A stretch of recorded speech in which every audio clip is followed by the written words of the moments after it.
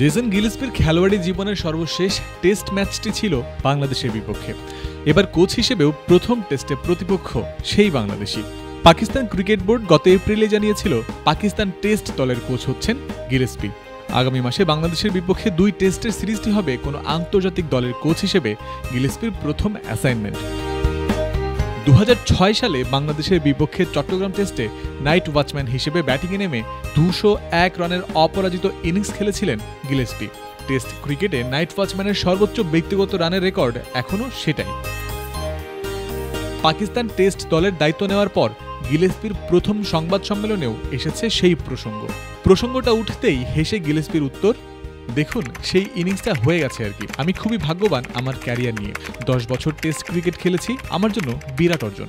সঙ্গে যোগ করেন এখন আবার বাংলাদেশের বিপক্ষে খেলা।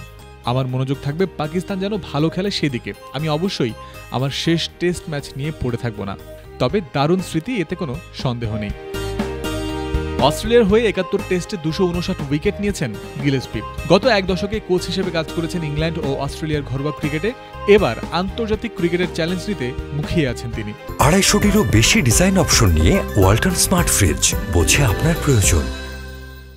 সেই চ্যালেঞ্জের শুরুটা হচ্ছে বাংলাদেশ সিরিজ দিয়ে। গিলস্পি বলেছেন, আমার সব মনোযোগ এখন পাকিস্তান দলের উপর। আমি কিভাবে পাকিস্তানের পারফরম্যান্সে ইতিবাচক প্রভাব ফেলতে পারি সেই চেষ্টা করব। বাংলাদেশ খুব ভালো দল, প্রতিপক্ষ নিয়ে যেভাবে বিশ্লেষণ করা দরকার আমরা তা করব। চেষ্টা করব তাদের বিপক্ষে যেন প্রভাব বিস্তার করতে পারি। দায়িত্ব নেওয়ার পর আমার প্রথম টেস্ট ম্যাচ হবে এটি, আমি সেজন্য মুখিয়ে আছি। আগামী 17 আগস্ট বাংলাদেশ দলের পাকিস্তান সফরে যাওয়ার কথা। 21 আগস্ট রাওয়ালপিন্ডিতে শুরু হবে বাংলাদেশ পাকিস্তান প্রথম টেস্ট। করাচিতে দ্বিতীয় টেস্ট শুরু হবে 30 আগস্ট। আবিদ মোহাম্মদের প্রতিবেদনে জয়ন্ত বিন্দু, ক্রিক ফ্রেন্সি।